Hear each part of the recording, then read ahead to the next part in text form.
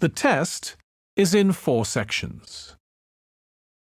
At the end of the test, you will be given 10 minutes to transfer your answers to an answer sheet.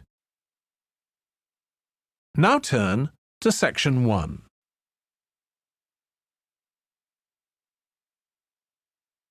Section 1. First, you have some time to look at questions 1 to 6.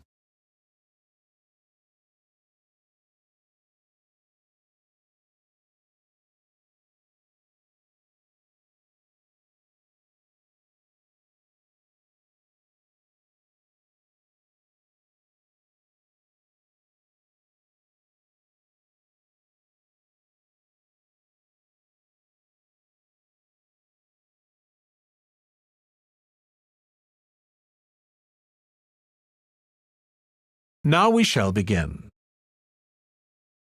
You should answer the questions as you listen because you will not hear the recording a second time. Listen carefully and answer questions 1 to 6. Okay, then. Let me tell you something about the health centre. We have 5 GPs here, general practitioners. We also have a practice nurse who looks after minor injuries. She can also administer some treatments. We also have a chiropodist. That's a foot specialist.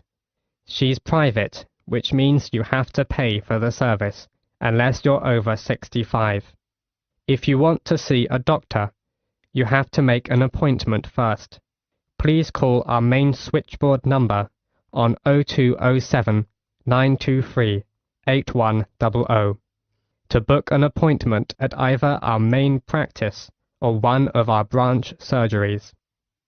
You can also email for an appointment on londonfieldsmedical@nhs.net. Urgent cases are seen on the day.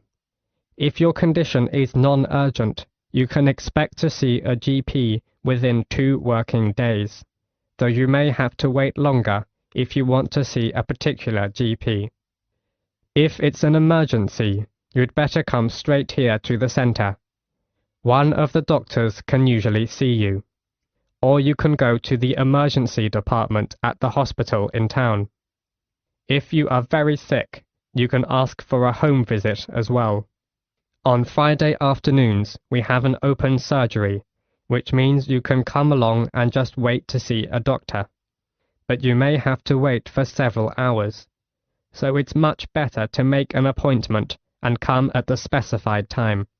Usually, when you see a doctor, you'll be given a prescription for medicine which you need to take, or you can choose to go to a pharmacist in a chemist's shop. If the doctor decides that you will need the medication for a long time, you'll be given a repeat prescription form. This allows you to get a further supply without seeing the doctor again. You simply leave the repeat form here a few days before you need it. Then you pick up the medication at the chemist's. Oh, you may wonder how much this all costs. Well, there is no charge for seeing a doctor. You can make an appointment any time to see one of our doctors, and it will not cost you anything for the consultation. However, you need to pay for the prescription, and the cost varies with the medicine, but it's usually just a few pounds. Nevertheless, in some situations, such as pregnancy, the prescription is then free. All right, do you have any other questions? Before you hear the rest of the conversation, you have some time to look at questions 7 to 10.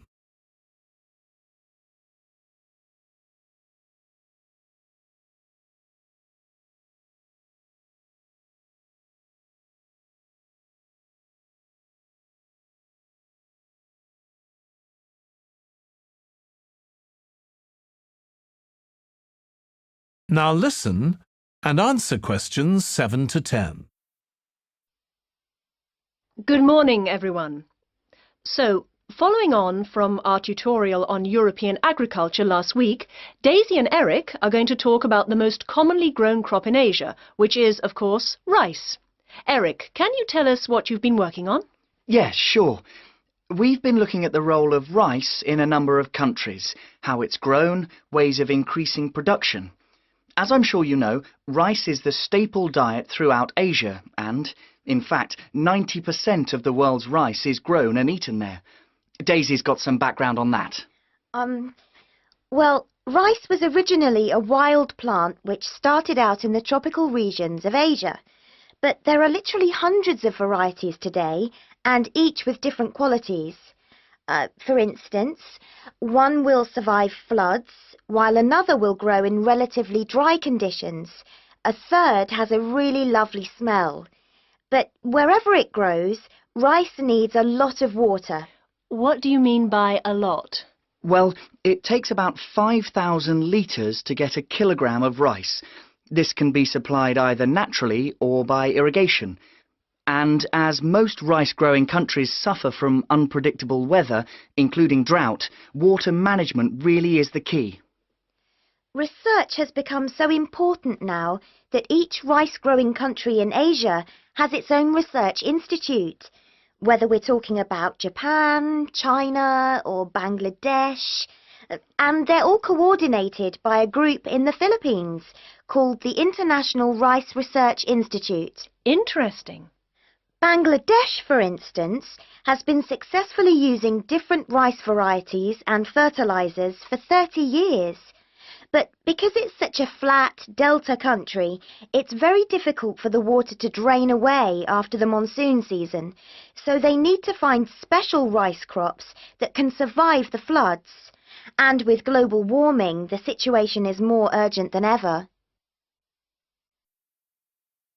That is the end of section 1. You now have half a minute to check your answers.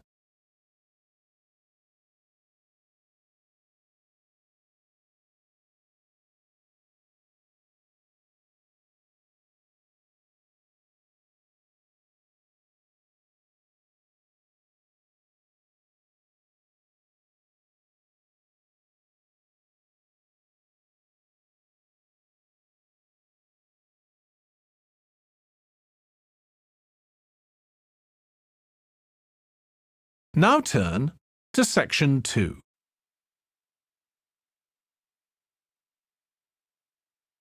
Section 2.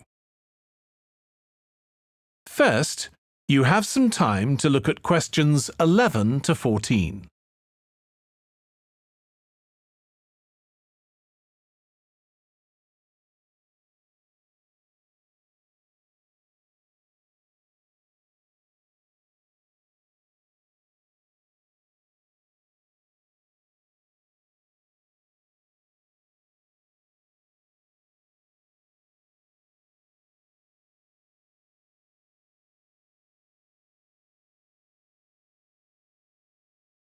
Now listen carefully and answer questions 11 to 14. Thank you all for coming to my talk this evening. It's nice to see so many people in the audience. For those of you who don't know very much about Connection, let me start by giving you some background information about it. Connection is a British organisation that facilitates homestays all over the globe. This organisation prides itself on matching tens of thousands of host families with guests every single year, allowing travellers to discover a country's culture in a way like no other. Homestays are ideal for both travellers and homeowners, enabling intercultural exchanges and the development of lifelong friendships while providing travellers with often discounted accommodation costs and host families with a steady income from the comfort of their own homes. The homestay experience is particularly popular with university exchange students looking for a more genuine insight into their country of choice and an unrivalled opportunity to develop their language skills. The homestay experience is truly unique and once in a lifetime, and one that you will likely remember for the rest of your lives. It is important to note, however, that some people will find it difficult to adapt to the new country, with many enduring what is known as culture shock. Connections' advice for those suffering from culture shock is to go out and make as many friends as possible, no matter how difficult you may find it. Friends are guaranteed to help you feel more integrated as part of the local society and show you some great places to hang out. At first, it might seem extremely challenging to overcome the language barrier between you and your host family. However, you will find that you quickly overcome this and develop a very close and almost familial relationship. Many of our travellers have suggested that they have found discussing their hobbies and other interests with their host families is the best way to overcome any barriers, since you are more likely to find something you share in common. For example, you might find that you are both passionate about football and end up playing in the local field every week. One of our guests undertaking a homestay in a rural area of the UK told us that she and her host now take a Tai Chi class together upon a hilltop at sunrise, calling the experience absolutely breathtaking. After the first few weeks, you will find your understanding of the people around you and their culture deepens by leaps and bounds, and you will soon become one of the locals. Our hosts in over 140 countries turn a location into a culture, time into experience, and strangers into friends. Before you hear the rest of the podcast, you have some time to look at questions 15 to 20.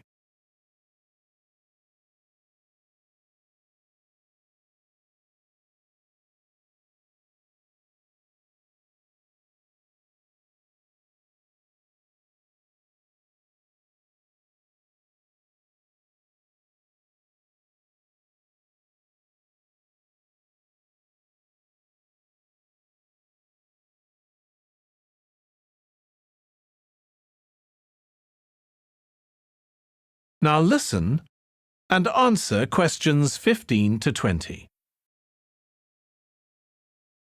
For next week, I'd like you to undertake a piece of research in preparation for writing your final essay. In order to gain top marks, you must include a range of primary, secondary, and tertiary sources. Are there any questions? Yes, Professor, I have a question. We haven't yet covered how to undertake this sort of research in much depth, and I'm a little unsure of what you want us to do. In telling us to include primary sources, do you mean you want us to design and distribute a questionnaire, analysing the results? You could design a questionnaire, but you'll soon find that distributing a questionnaire on such a large scale is somewhat troublesome. We couldn't possibly expect you to do it effectively as an individual university student without the necessary resources. No, ideally, I would like you to form 1 or 2 focus groups and interview them. This will provide you with a more qualitative approach. If your strengths lie in mathematics, please by all means take a more quantitative approach, but this will be more strenuous and time-consuming and isn't entirely necessary for the purpose of this study. Professor, you haven't told us what our project is about. Do we get to choose our own topic based on the previous study? No, I'm afraid not. This will be a strictly Australian study. However, you can choose which angle you'd like to take, so long as it remains within the realm of anthropology. Does anyone have any questions specifically about the formation of the focus groups? I'd had several emails about this, and I'd like to address it now. My study is related to growing up in Australia and the question of nature versus nurture. I've gathered more than 200 school children who would be happy to participate in a focus group. Do you think we'll need to include that many participants in a focus group? Blimey, Douglas, well done for finding that many willing children. But you definitely don't need that many for the study you're going to undertake. I'd say you need no more than 5 children per group, and no more than 3 groups, so 15 children altogether. You definitely need to control the group size in order to generate a meaningful dialogue. OK, if it's useful, I'll try and do it. I appreciate your enthusiasm for the project, but there are plenty of different ways to gather data, and I'm sure that if you look hard enough, you'll find someone who has conducted almost the exact same research in the past. My advice for you is don't be too ambitious and try to include as much information about various people or sectors. For those who haven't ever collected original data before, what do you suggest we do? I would suggest that you read accounts from other people who have undertaken such research to see what advice they can give. I would also encourage you to read Chapter 8 in the course textbook, which should give you a good introduction to collecting data. Moreover, you should try to practice using the data table provided in your course handbook. By now, you should have read at least 6 or 7 books giving quite detailed instruction on how to go about collecting data. Professor, I don't know about everyone else, but I'm having trouble reading the books. I had a really big assignment for another course, and I've been spending all my time on that. Jane, have you read all the books the professor mentioned? Well, my trouble is getting hold of the books. I've been to the library several times, but all the books are out. Sounds like you should have started borrowing books a bit earlier. Yes, I should have. But I got several ones from my friend a couple of days ago. I just skimmed through them and don't remember a lot of the information. That is the end of section 2. You now have half a minute to check your answers.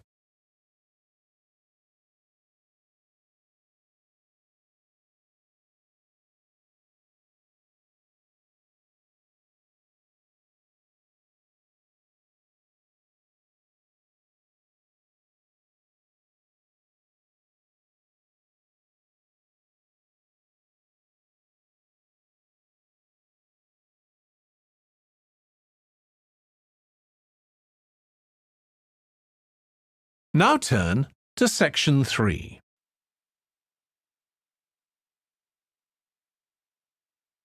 Section 3.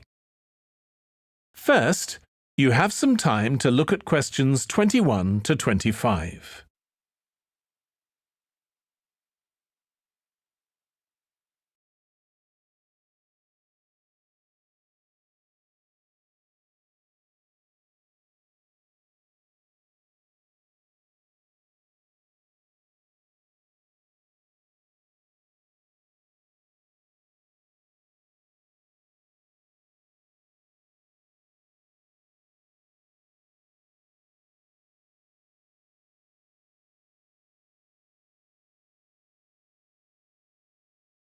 Now listen carefully and answer questions 21 to 25. Excuse me, Dr. Twain. May I speak with you for a minute? Of course, please come in. I'm Charlotte York. I'm considering taking your course in tourism. Right. Well, Charlotte, how can I help you? I have been considering studying tourism. However, it is such an important decision that I would like to seek some advice about it first. Would you mind answering some of my questions? Absolutely. Fire away. Well, I have been discussing courses with my parents, and they are concerned that I will not be able to get a well-paid job with a degree in tourism. The reason that I want to study the course is that I have a great interest in the subject, and I think I would really enjoy it. I believe the only way that I will enjoy my life is if I enjoy my career. Happiness is far more important than money, don't you think? Absolutely. I would much rather be happy and poor rather than rich and miserable. Money cannot buy you happiness. I'm glad you agree. You needn't worry about money, Charlotte. A large part of the tourism course is dedicated to teaching students how to manage finances, a skill that you can apply to your everyday life as well. I would also recommend that you take a sideline course in time management, as this can be incredibly useful in efficiently planning your workload. Efficiency is the key to success. I'll remember that. Now, I have found that some students have natural talents that really help them to succeed in the course. Communication skills, for example, can be very beneficial.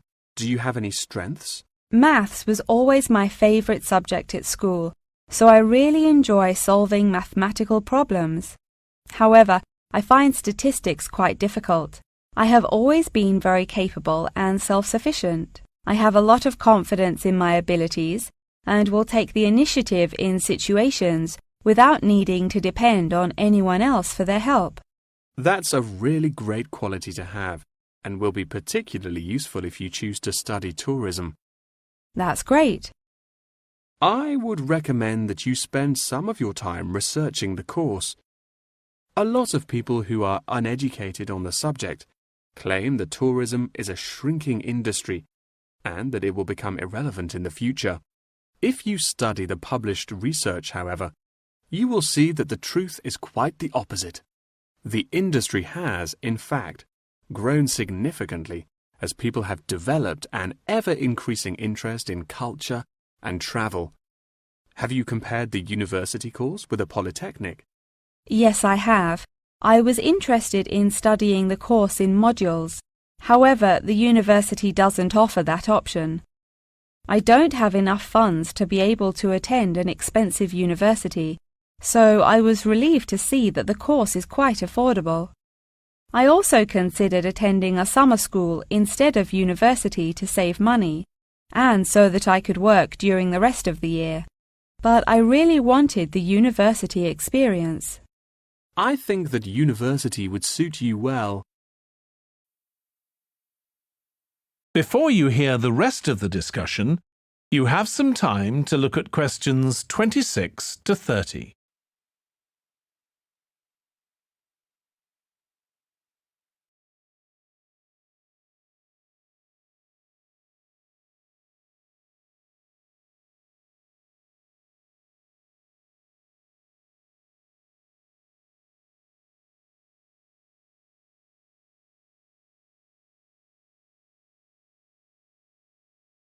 Now listen and answer questions 26 to 30.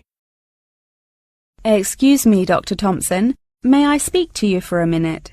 Of course, please come in.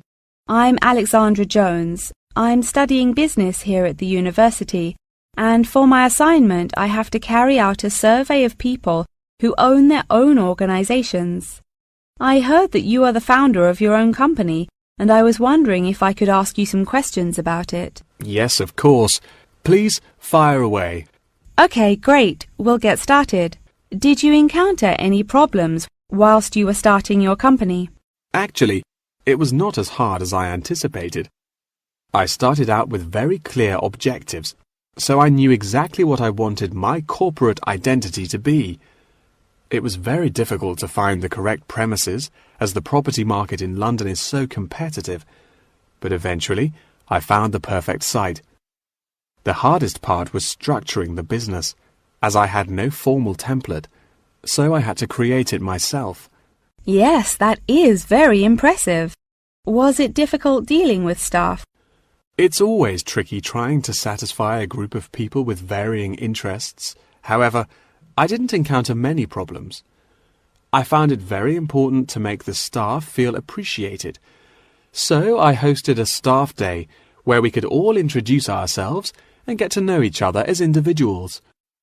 I was also able to talk to them about the type of work that they would be doing and gave them the opportunity to share with me the issues they had with the allocation of the work. Okay. Did you hire a management team or did you take on the role of the manager? Oh no, I already had enough tasks to take care of. I employed someone else to take on the role of the manager. However, he never consulted me before making decisions, so I was forced to let him go and hire someone else. And what did the other staff think of the new manager? They had a great deal of respect for him. It definitely helped that I consulted with them before hiring him. They were surprised that he has been so successful in his role at the company, despite the longer meeting hours. Since the company opened, has it had any great achievements? There are many aspects of the company that I am pleased with. However, there is one achievement of which I am particularly proud. I wanted a mural painted to brighten up our entrance area, so I decided it would be a great idea to invite the local primary school to create one for us. The youngsters had a great time, and I know they were thrilled to be included. Oh, that's lovely. That is the end of section 3. You now have half a minute to check your answers.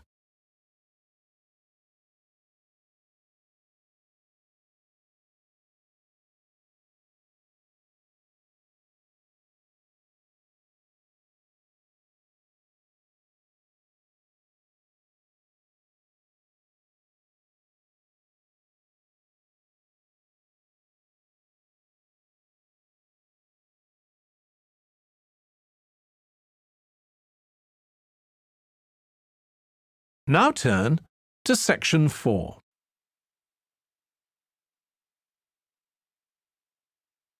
Section 4. First, you have some time to look at questions 31 to 40.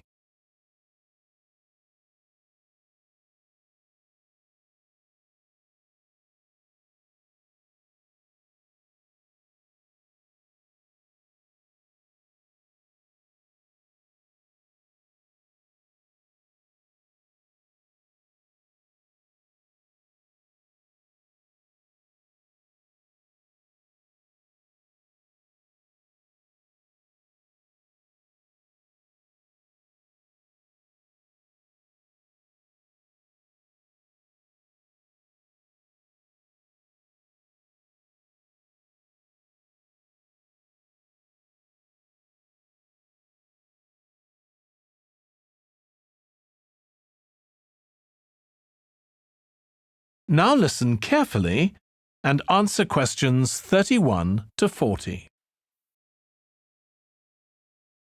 Hello, Mr. Thompson. May I speak to you for a minute? Of course. Please come in. I'm Alexandra Jones. I'm studying sustainability here at the university, and I heard about the summer course that you offer every year. I was considering joining the course and wanted to ask you some questions about it. Yes, of course. Please fire away. Has the course been effective in improving the environment? Yes, absolutely. We have seen great results. Last year we planted a small field of trees, and we have been measuring their oxygen outputs to see the benefits that they have provided to the environment. Since we were regulated by law last month, we are now able to hugely enhance our efforts. Our current goal is to introduce a lot more tree species to the plot so that we can establish a complex habitat and compare the benefits of each species. In order to do this, we need to get a lot more students involved in the project. So I am very pleased to hear about your interest. Well, the project sounds fascinating. I would definitely like to be involved. Absolutely. Over the years, we have received funding from private investors and from selling shares. But the biggest improvement in our research came from a government fund that we received in the first year. This has greatly improved the organization, and we have since won prizes for our research. Wow, how impressive! Yes, it is of the utmost importance to our organization that we find a way to repair the terrible damage that has been done to the environment by the human species. This is no small undertaking, and our resources still need management. But from reports taken of our studies, we have found that teachers and students have greatly benefited from field trips to the tree plantation. Yes, I visited the plantation myself on a field trip 2 years ago, and I found myself greatly impressed by it. We have received a lot of feedback from visiting groups, telling us how impressed teachers, researchers, and students alike have been during their visits. Due to the educational facilities that we have carefully structured, I know that the visits are useful and engaging for students, and that their experience is particularly special.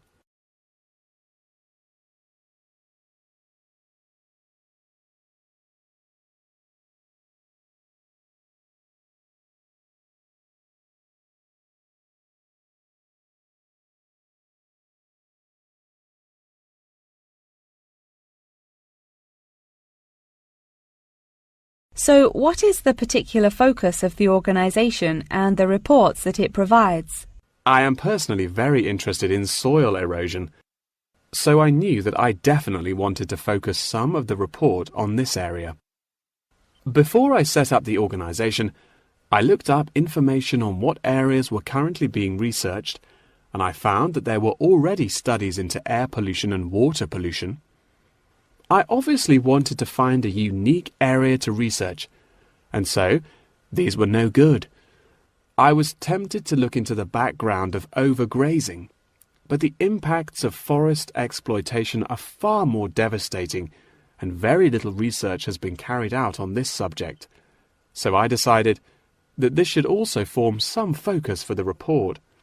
Yes, that makes sense. What have you found to be the greatest benefits of the activities carried out by the organisation?